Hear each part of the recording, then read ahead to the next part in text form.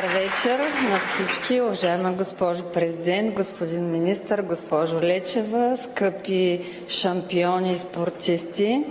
Изключително горда бях от тази зимна олимпиада и пожелавам на всички спортисти да прославят България, защото са много малко сферите, в които можем да се похвалиме в България да се бори с всички големи държави. И моето желание е да обърнете малко повече внимание, уважаеми политици, на зимните спортове, защото доказваме с години наред, че сме сред най-добрите. И да обявя спортист номер 6 на България Симеон Николов.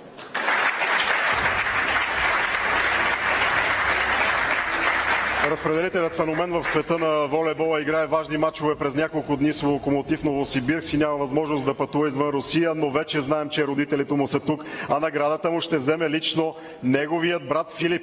Вижте, разбира се, в какъв екип излиза Филип. Екипа на Симеон Николов. Той събра 419 точки.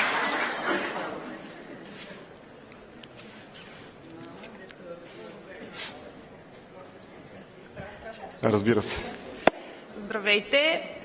С огромно уважение към всички официални лица, госпожо президент, господин министър-председател, министър на спорта, извинявам се, госпожо Лечева. Въобще не съм по говоренето, но искам някакси да е в духа на Мони, по-така, не знам, по-младо, по-яко. Мони е отборен играч, така че да използваме фразата един за всички, всички за един. Мони е разпределител, той я подава, опитва се да създаде най-добрите условия за неговите колеги, така че тази награда и за целият отбор, както видяхме. И за да не бъде всичко само волейбол това награждаване, с най-голямо удоволствие предполагам, че Мони би дал тази награда, естествено, на Лора, която заслужава не по-малко от него. Така че това мога да кажа. Имаме специално Катя каза до година Лора, така че вълнението на една майка заслужава най-силните аплодисменти, а пък който присъства на спортист на годината може да стане и министър-председател и много повече. Майя Николова, това, което сте направили във вашето семейство, е извънземно, космическо. Благодарим ви, но имаме и нещо друго, което можем да продължим в тази линия. Именно специално видео от Мони Николов. Нека да го видим и чуем. В неговия стил. Здравейте на всички! Развълнуван съм и съм горд да съобща, че съм попаднал в топ 10 спортисти на годината за 2025 година. Там, където пред няколко години е попаднал баща ми, а днес заедно с моя брат.